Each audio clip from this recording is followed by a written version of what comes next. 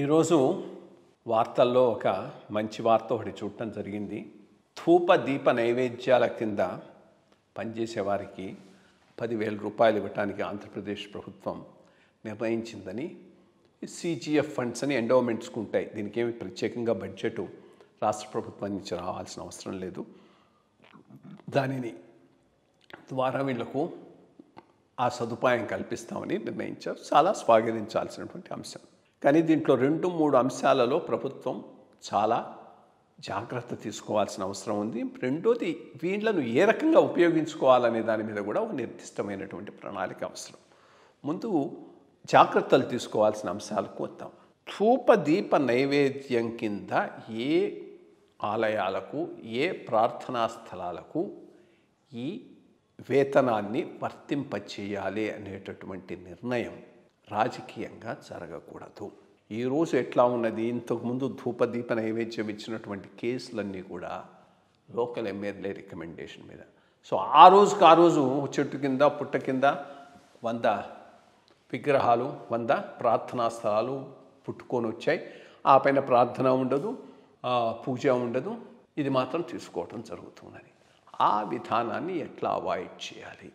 దీనికి ఇంతకుముందు చెప్పినట్టు ఇప్పుడు ఈ మొత్తం సనాతన ధర్మం మీద, హిందూ ధర్మ పరిరక్షణ మీద ఒక పెద్ద చర్చ జరుగుతూ ఉంది. కాబట్టి ఒక ధార్మిక పరిషత్ ఏర్పాటు చేయడానికి అవకాశం ఆల్రెడీ ఉంది ఎండోమెంట్స్ యాక్ట్లో. ఇంతకుముందు ప్రభుత్వం చేయలేదు, అంతకుముందు ప్రభుత్వం కూడా చేయలేదు.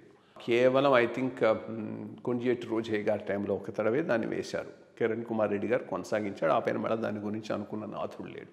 ఆ ధార్మిక పరిషత్తులు వెంటనే ఏర్పాటు చేయాలి. ఎట్లాంటి వాళ్ళతో ఏర్పాటు చేయాలంటే, మంచి నడవడి, హిందూ ధర్మ పరిరక్షణ మీద పూర్తి విశ్వాసం ఉన్నటువంటి వ్యక్తులను వేయాలి. వాళ్ళ ద్వారా వీటిని ఐడెంటిఫై చేసి వాటి ద్వారా ఆ అమౌంట్ను ఇచ్చేటటువంటి విధానాన్ని ప్రవేశపెట్టుకున్నప్పుడే ఇది సవ్యంగా అమలయ్యేటటువంటి అవకాశం ఉన్నది. రెండోది, ఈ రకంగా 10,000 ఇచ్చినప్పుడు వాళ్ళ నుంచి మనం తీసుకునే సర్వీసెస్ ఏందనేది కూడా ఆలోచించాలి. ఈరోజు గ్రామాలలో క్రైస్తవ మతానికి వ్యాప్తి చేయటానికి ఒక ఆర్గనైజ్ సిస్టమ్ ఉన్నది. పాస్టర్స్ ఉన్నారు, వాళ్ళకు పేమెంట్స్ ఉన్నాయి, ఫండ్స్ వస్తూ ఉంటాయి, గ్రామాల్లోకి పోతున్నారు, మత ప్రచారం చేస్తూ ఉన్నారు.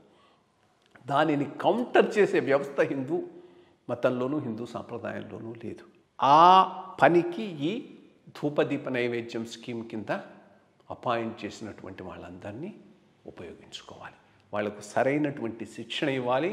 సామాజిక స్పృహ వచ్చేటట్టుగా మత రక్షణ, మత వ్యాప్తికి వీళ్ళను గ్రౌండ్ లెవెల్ సోల్జర్స్గా తీర్చిదిద్దాల్సిన అవసరం ఉంది.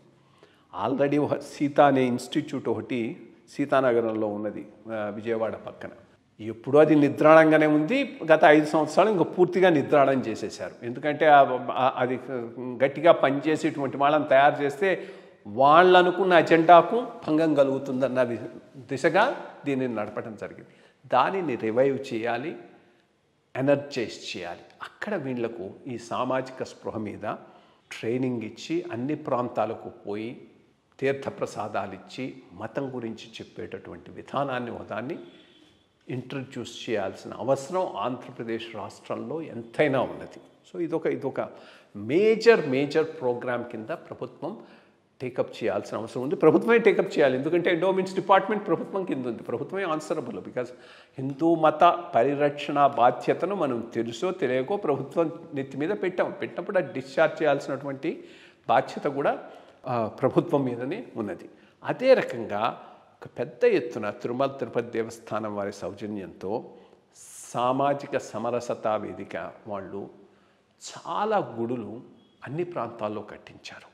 ఆ గుడుల్లో ఉండే పూజారులకు కూడా ఇది వర్తింపజేసి వాళ్ళను కూడా హిందూ మత ప్రచారకులుగా తయారు చేయాల్సినటువంటి అవసరం ఎంతైనా ఉన్నది. అప్పుడే నువ్వు ఆనరేరియం పెంచినందుకు సార్థకత వస్తుంది, చక్కగా ఉపయోగపడేటటువంటి హిందూ సమాజానికి అవసరం ఉన్నది. ఈరోజు సనాతన ధర్మ పరిరక్షణకు బద్ధకం కూడా ఉన్నాడు. కాబట్టి డిప్యూటీ చీఫ్ మినిస్టర్ గారు వారిని కూడా కోరుతున్నాను, ఈ అంశం మీద దృష్టి పెట్టండి. ఒక కాంక్రీట్ యాక్షన్ ప్లాను, ప్రణాళికను తయారు చేసి అమలుపరిచే విధానాన్ని వెంటనే మొదలుపెట్టండి. Thank you.